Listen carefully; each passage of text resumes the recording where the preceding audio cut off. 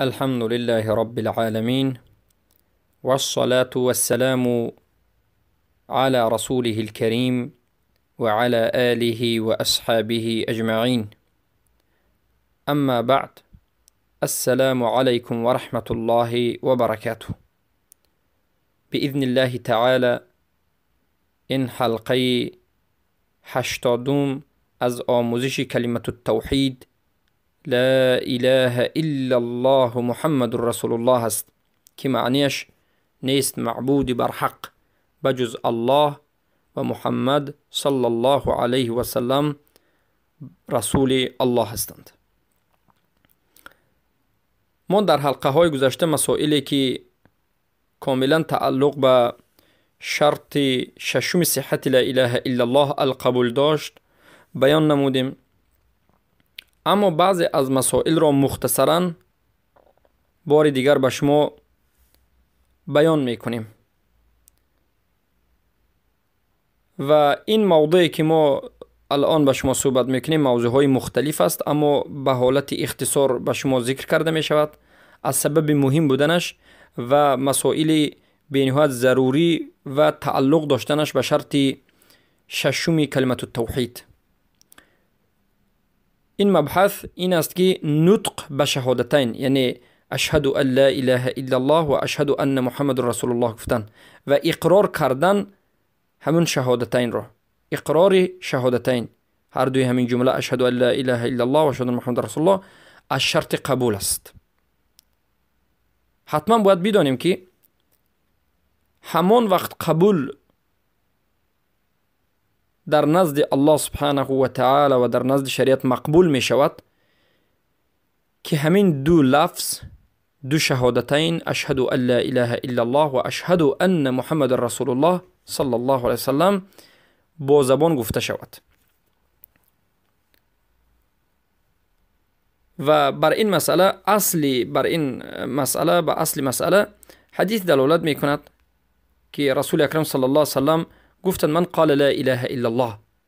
این حدیث در بخاری و در مسلم چندی مرتبه تکرار شده است، در بعضش در آخرش مخلصا من قلبه و غیر ذلك آمده است، لیکن مهم اول حدیث است که رسول الله صلی الله علیه و سلم میگند هر کسی که بگوید لا اله الا الله، یعنی به زبانش لا اله الا الله را بگوید، این دلالت میکند که هر کسی که به زبانش لا اله الا الله را نمیگوید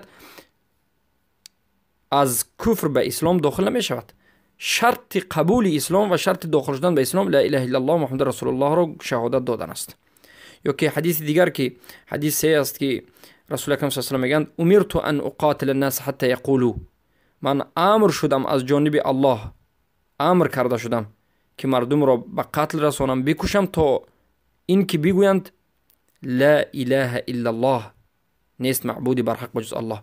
پس این دلالت میکند که گفتن لا اله الا الله به زبان این شرط قبول است. هر کسی که خود را مسلمان میگوید و یگان مراتبه اشهد ان لا اله الا الله اشهد ان محمد رسول الله نگفته است، معنیش را نفهمیده است، پس این حالا به اسلام داخل نشده است.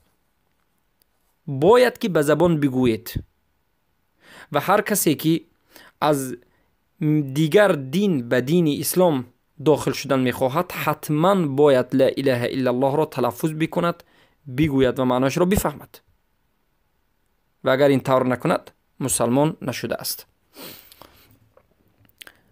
بارک الله فیکم. پس اگر یک کافر مسلمان شدنی باشد به اون لا اله الا الله را عربی حتما اول میگید لا اله الا الله و بعد از این معناش را میفهمید که معناش همین است، یا که اشهد ان لا اله الا الله و اشهد ان محمد رسول الله، هر دوی همین شهادتن را به زبانش باید بگوید و بعد از این معناش رو باید بفهمد و قبول بکند. و شرط قبول شدن همین است و شرط قبولی که ما شرط ششم لا اله الا الله گفتیم اولینش همین نطق به شهادتین است. مسئله دوم، علما میگن که من لم یتکلم بشهادتین فهو کافر بالاجماع، هر کسی که شهادتین رو به زبانش نگفت، انسانی که گنگ نیست، انسانی که زبانش عملا نطقش میبرد، انسانی که اخرس نیست، ما میگیم گنگ، انسانی که زبانش کار میکند، صدا دارد، صحبت کرده میتواند، همون انسان اگر شهادتن را نگوید این انسان به اجماع علما کافر است. یک انسانی که خود را مسلمان گوید و در عمرش یگان مراتب اشهد ان لا اله الا الله و اشهد ان محمد رسول الله نگفته است و معنای این کلمه را نمیداند، این کافر است. و هر کسی که کافر است و مسلمان شدن میخواهد باید این شهادتین را بگوید. برای چی؟ برای که علما میگویند هر کسی که شهادتین را نگفته است، به زبانش نطق نکرده است، به اجماع علما این کافر است. چخیلی که ابن تیمیه رحمه الله در کتاب ایمان و ابن ابی شیبه و ابن مندی و غیر از علمای عصر اول این چنین ذکر نموده اند که شهادتین گفتنش این داخل شدن به اسلامش و ترک کردنش این کفر است. یک شیخ الاسلام تیمیه در کتاب میگوید الشهادتین اذا لم يتكلم بهما مع القدرة فهو كافر باتفاق المسلمين وكافر باطنا وظاهرا. شهادتان یعنی اشهد ان لا اله الا الله و اشهد ان محمد رسول الله گفتن، همین دو شهادتین رو انسان وقتی که نمیگوید، نطق نمیکند، در حالتی که به گفتنش قادر است. یک انسان زبانش کار میکند، به گفتن همین شهادتین قادر است، میتواند که بگوید اما نمیگوید، پس میگن این انسان کافر است به اتفاق مسلمان ها و کفرش، این کافرش کافری باطن است و ظاهر است، هم درونان هم بیرونان کافر است. اما ضد قادر یعنی غیر قادر کی است؟ یعنی کسی که مثلا علما به زبان رو میگن خرس است یا که اخرس است و خرس و بکم است، اخرس است و ابکم است، یعنی کسی که کار هست یا گنگ است که نطق این شهادتین را نمیتواند، اما این انسان ها به قلبش شهادت میدهد. مسئله دیگر، بارک الله فیکم، وقتی که ما گفتیم که سخن کردن یعنی نطق این رکن ایمان است و سخن کردن با توحید، نطق کردن توحید یعنی لا اله الا الله، اشهد لا اله الا الله، اشهد محمد رسول الله، الشرط قبول ایمان، البته الشرط قبول ایمان است. چرا که ما گفتیم در اصل ایمان این توحید است و قول است، عمل است و اعتقاد است. یعنی شرط ایمان و توحید، اگر توحید ایمان رو یک چیز بگویم، شرط ایمان یا که اصل ایمان و اصل توحید چیست؟ قول است و عمل است و اعتقاد است. در نزد اهل سنت و جماعت توحید هم قول است، هم عمل است، هم اعتقاد است. ایمان هم قول است، عمل است، اعتقاد است. نطق کردن، به زبان گفتن لا اله الا الله محمد رسول الله شهادت دادن، این رکن توحید است. پس کفری که ضد توحید است یا که کفری که ضد ایمان است یا که شرکی که ضد توحید است، این چنین به قول است و عمل است و اعتقاد است. این هم یک رد به مرجعه است، زیرا که مرجعه ها امروز، خصوصا مرجعه های امروزه میگن که ایمان چیست؟ وقتی که میگن که ایمان این قول است و عمل است و اعتقاد است، اما وقتی که کفر چیست میگید، اینها میگن که کفر اعتقاد است.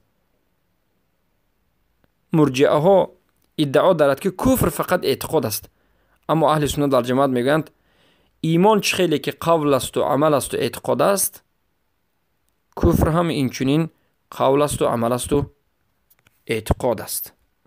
فقط اعتقاد خودش نه، این چنین قول و عمل هم میتواند که کفر باشد و صاحبش رو کفر کند. و مسئله دیگر، بارک الله فیکم، این است که کسی که عرب نباشد آیا فقط معنی لا اله الا الله را بگوید بس است؟ نه، البته باید شهادتین را تلفظ بکند و بجای این شهادتین اشهد ان لا اله الا الله اشهد محمد رسول الله، بجای این دیگر چیزی نیست و جای این رو دیگر چیزی نمیگیرد.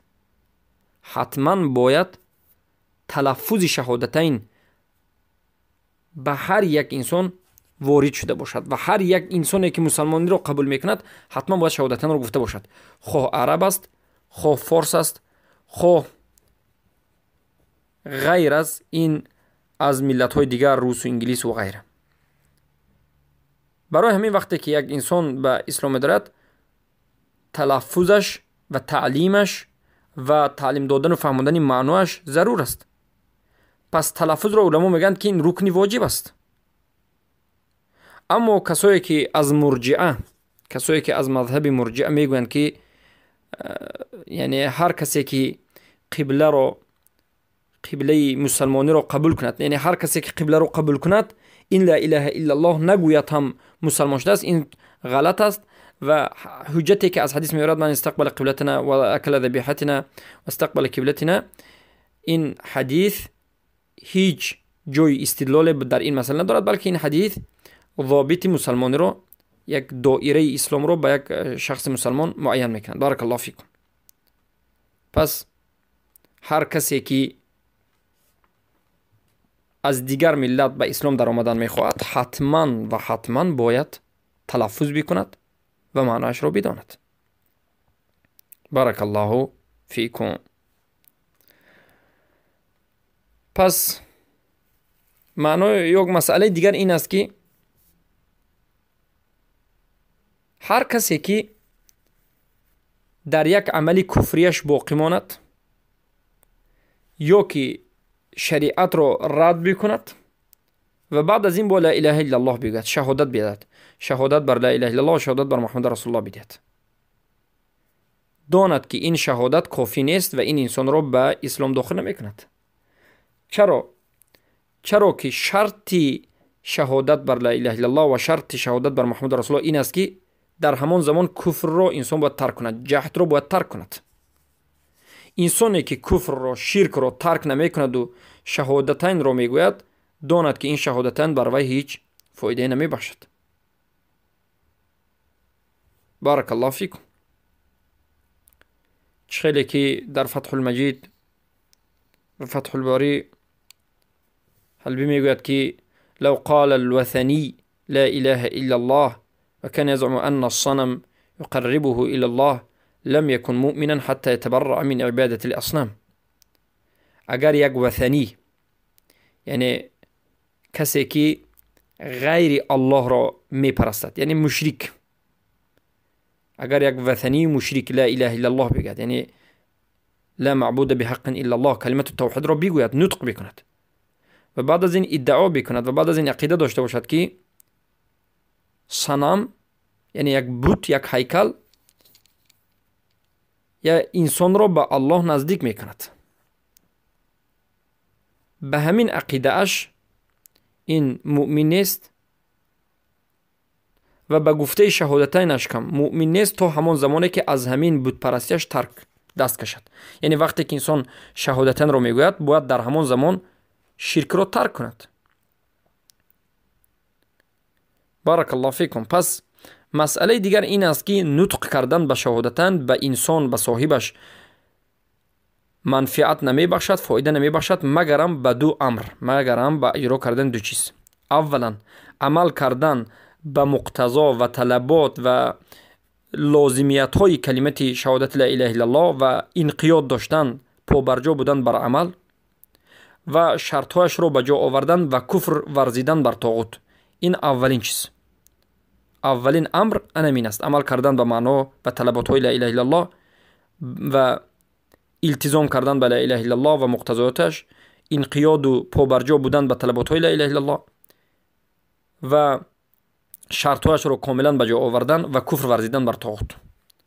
اگر یکی از اینها نباشد در انسان کفر می شود و نباشد لا اله الا اللهش پوره نیست، شهادتینش پوره نیست. دومینش عدم الاتیان بناقض یفسدها و یبطل مدلولها و معناها و قطعها، شکننده لا اله الا الله را ترک کردن، شکننده لا اله الا الله را به جا آوردن. وقتی که طلباتهاش رو، عملهایی که لازم بود انجام دادید، باید عملهایی که ترک کردنش ضرور است باید اونها را ترک بکنید و شکننده های لا اله الا الله را دور بکنید و ترک نمایید و در این حالت لا اله الا الله و شهادتن برای انسان قبول میشد و برای انسان فایده میبخشد. مسئله دیگر این است که باید هر یک من شما بفهمیم که فرق یک انسان به اسلام در آمدنش و به حکم این که همین انسان در اسلام باقی میماند فرق دارد. یعنی این یک مسئله نازک است. این دو مسئله است. مسئله اول حکم کردن یک انسان به اسلام داخل شدنش. ما میگیم یک انسان به اسلام داخل شد، این یک حکم دارد و همین انسان در اسلام باقی ماندنش، استمرار دوامناک ماندنش، این یک حکم دیگر دارد. برای من میگن فرق دارد، بین هم دیگر فرق دارد. یعنی وقتی که یک انسان اشهد ان لا اله الا الله و اشهد ان محمد رسول الله را گفت، عربی تلفظ کرد، معناش رو فهمید، قبول کرد، این انسان به اسلام داخل شد. این انسان به اسلام داخل شد، به همین گفتن شهادتن به اسلام داخل شد. اما همین کلمه رو وقتی که گفت به اسلام داخل شد، تمام است، دیگر عمل کردن شرط نیست، همین خیلی باقی میماند یا خیر یا نه؟ البته نه. هر کسی که اشهد ان لا اله الا الله و اشهد ان محمد رسول الله گفت به اسلام داخل شد، اما به همین بس نیست، بلکه باقی مانده از عملهای دیگر است که باید انجام بدهد. و برای اینکه ما این رو مسلمانی حقیقی بگوییم و استمرار مسلمانی دوامناک حکم بدهیم، باید عمل بکند. اما کسی که اشهد ان لا اله الا الله میگد و اشهد ان محمد رسول الله میگد و بعد از این عمل انجام تماما عمل نمی کند، یا که نماز نمی خواند، یا که زکات نمی دهد، یا که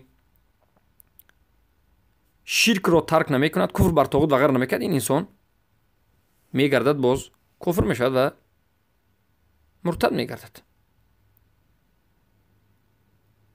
پس برای داخل شدن به اسلام و حکم کردن یک انسان که این مسلمان شده است، فقط کافی هست که نطق بکند، کافی هست که شهادتن را بگوید. یعنی وقتی که یک انسان شهادتن را گفت، ما میگیم این مسلمان است. اما برای استمرار اسلامش و حکم کردن بر همین معین یک انسان که همین انسان مسلمان است، لازم است و واجب است که شرط های التزام رو، این دو شرطی که در بالا گفتیم، اینها رو همش رو به وجود بیارد و از شکننده های اسلام باقی ماند، از شکننده های اسلام خودش را دور بگیرد. بارک الله فیکم. و مسئله دیگر این است که در همین مسئله مرجئه ها مخالف اهل سنت برآمدند. مرجئه ها مخالفتشون این است که مرجئه ها میگن هر کسی که شهادتین رو، یعنی اشهد ان لا اله الا الله و اشهد ان محمد رسول الله را نطق بکند، به جنت داخل میشد. معناش رو شما درست فهمید. مرجئه ها میگرد یک حدیث رو که نسخ شده است و معناش رو علما میگن که یا که عام هست، حجت میورد و میگد که هر کسی که اشهد ان لا اله الا الله اشهد ان محمد رسول الله گوید، تمام است، این داخل جنت میشود مطلقاً، گرچنده که به نواقض الاسلام واقع شود، گرچنده که به همین گفته اش ملتزم نباشد، طلبات های این شهادتین رو به جا نآورد، به مجرد گفتن شهادتین این به اسلام داخل می شود، دیگر از اسلام بیرون نمی شود و به جنت داخل می شود. و همین گفتن شهادتین برای انسان کافی هست، برای در آینده هم گفتنش که این مسلمان است کافی هست و داخل جنت می شود. این عقیده مرجئه است. شما دانید، خوب بدانید که این عقیده باطل است و عقیده مرجئه است. عقیده اهل سنت والجماعت اینچنین نیست، بلکه هر کسی که اشهد ان لا اله الا الله اشهد ان محمد رسول الله گفت، ما میگیم که مسلمان است و بعد از این عمل به عملش نظر میکنیم.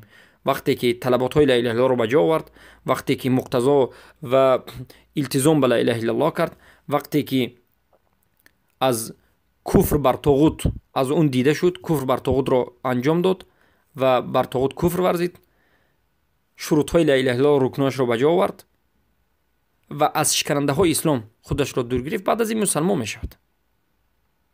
اما وقتی که این عمل ها را انجام نداد، البته بعد از یک مدت معین باز مرتد می شود. و البته در این مسئله ما در حلقه گذشته به نهایت در ردها زده ایم، ردها گفته ایم و ان شاء الله در حلقه آینده شاید باز ان شاء الله در این مسئله سخن بکنیم.